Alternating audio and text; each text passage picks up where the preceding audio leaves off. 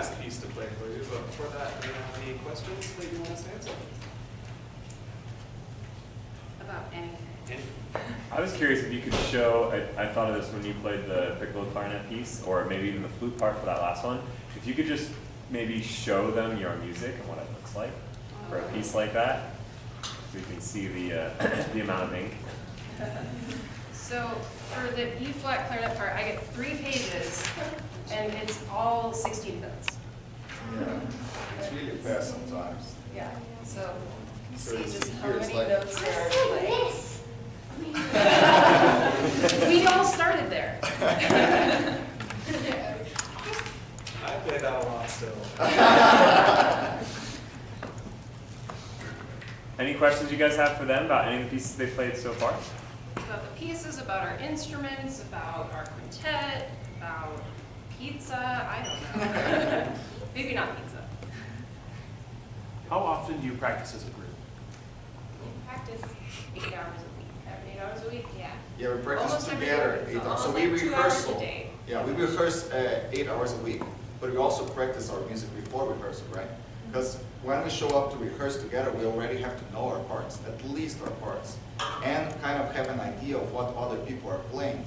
So when we come together to rehearse, we already have a really nice idea how to put together. We just have to work on it. Students, you notice, do they look at their music all the time? Anybody notice if they look at their music or not? Well, they mainly do, but Mainly, yes. What else? What else do they do other than look at their music, though? look at each other. Look at each other, yeah. So how well do you think they need to know their music to be able to look away and then look back at their music and not get lost? You know it pretty well, right? Yeah, definitely. And we did, so these guys did a small group concert where we played in groups of 3 to 6. So they've done a little chamber music as well. So they had some of those similar experiences. And it's not only the tempo we get from other people, by how we move, it's also like the character, everything the conductor does. Like he shows sometimes it's like long phrases and slow and big gestures. We do with our bodies and how we look at each other. So we get a lot from just looking. It's not just only the beat and the tempo, but it's a lot of things actually. How many performances do you have a week? We don't have a performance every week, but for example, this month we have about 4 different performances just in April.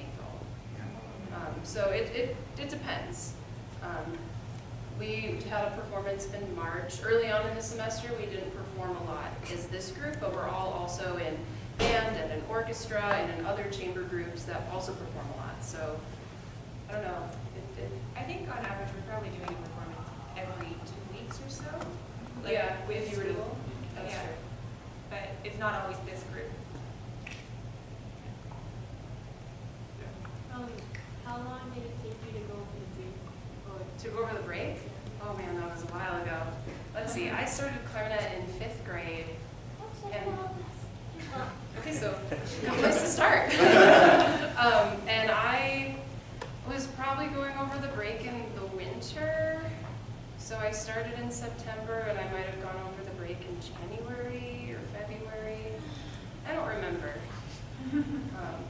I also got pushed along because everyone else in my school started in 4th grade actually. So I started later than everybody. So they were like, go, catch up to the 5th graders. But I don't be discouraged. It's hard. Like I still mess up sometimes and I've been playing for 15 years. So you just gotta work at it and relax. So when you guys work through all the practices we just talked about, or working to go over the break, do you ever have times where you get frustrated or tired of working hard at your instrument?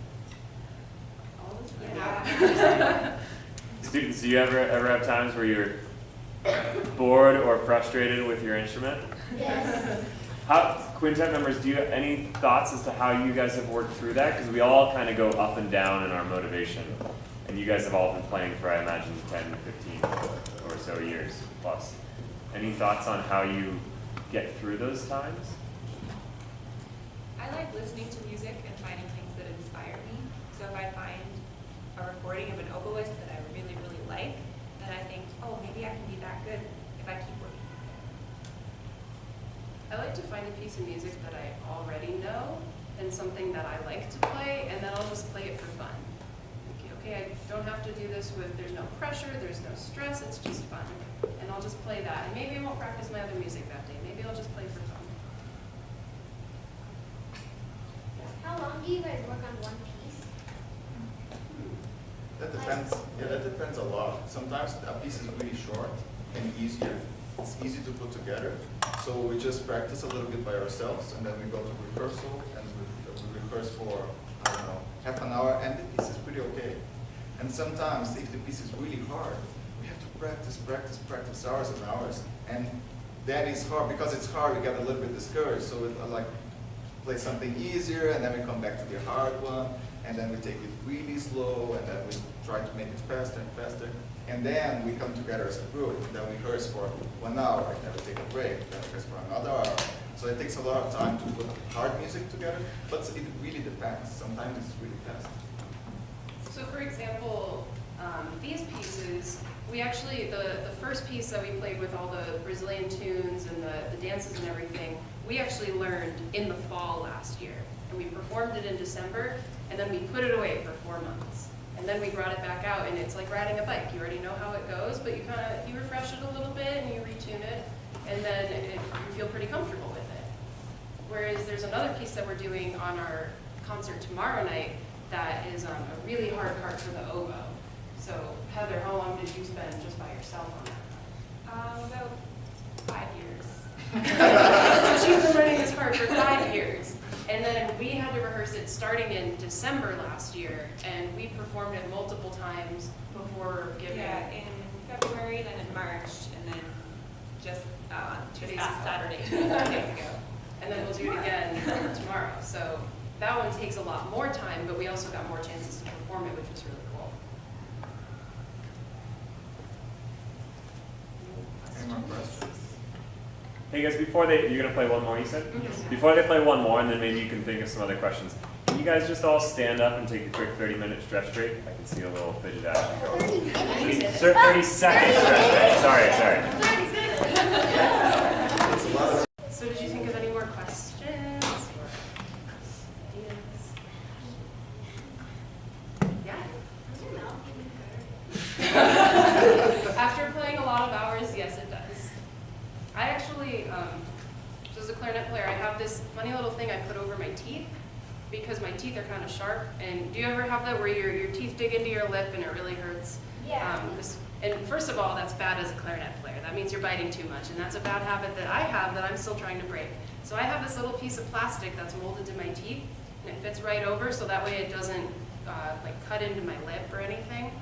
And some people use tape or even thicker things than this, which I don't like. But I think all of our brass players have a different Oh, issue. yeah. Yeah, but I get to play nice and quiet below you guys. So my bass is fine.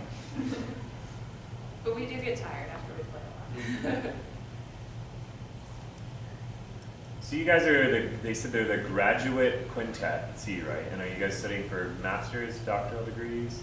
Masters. You're all master's students. So 6th graders, do you know, so like if you go to college right out of high school, what kind of degree are you working towards at first? Do you know? Is it bachelor? Bachelor. Yep, Yeah. bachelor's degrees first. How many years does that usually take? 4. 4, usually about 4, and then if you get your bachelor's degree and want to study further, maybe even more specific, then you do what? What comes after bachelor's? No. PhD is the end. That's like, what is that? That's like 10 Next years. is master's, which they said they're studying for. So that's usually another 2 years, right? Yeah. And then a doctoral degree is usually another 2 years after that. And you can be a doctor in something other than medicine. All right, and you guys potentially going on? Sorry, subject? Okay, so they're all doing their master's degrees in performance or on your instrument.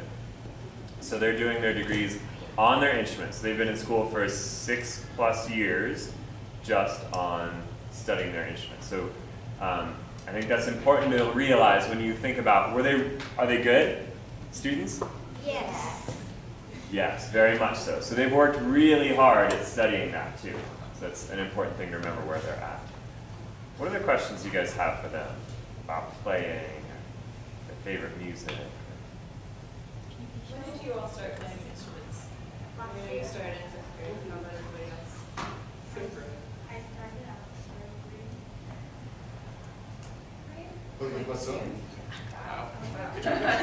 I started in 8th grade. Yeah, I started on 4th grade, but I started with the recorder.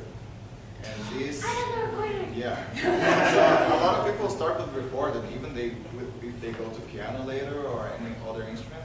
Recorder is like very standard. And I began when I was 8, I guess, yes. And then I switched to this flute when I was 12.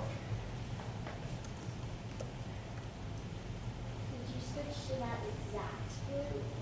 No, this is a different flute. It was the same instrument, but not this model. This one I got 4 years ago. That one's much nicer though, right? Oh, it's much nicer, yeah. When I started with a second-hand Armstrong in Brazil, yeah.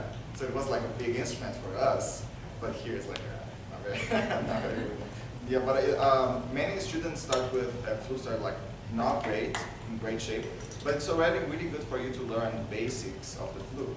And with the years, you get better, and you need to like get a better instrument, and then you switch to other instruments. But you don't need to start with a great instrument at first. I do, but it's in Brazil. Do you guys play any other instruments, or do you just stick to music? Yeah. I play English horn, which is like a bigger version of the oboe. And I also play guitar and ukulele and piano. And I like to sing. I also play the saxophone. And an alto saxophone. I played the piccolo, that's like the shorter version of this. And I also played the cello for a little bit. And I tried piano, but I thought it was kind of too hard. I play the piano. I just play this. What like careers are you guys up to? I actually want to be a band director. So when I graduate, my undergrad, the first degree that I got was both in performance on my instrument and also in teaching music. So I'm planning to get a job teaching music next year. Does anyone else know what they're doing? I want to play in a big orchestra like a Colorado Symphony, and I know us at least, we get to play with them sometimes when they're playing a big piece that has a lot of extra instruments that they don't have, or someone gets sick. And so, yeah. And that, guys, just so you know, so he said the Colorado Symphony. Many big cities have an orchestra where the musicians in it, that's a very like well-paying full-time job career. So you could be in that orchestra playing horn or clarinet, and that could be your whole career for your whole life. Like that's a major accomplishment to get in one of those orchestras. Yeah, me too.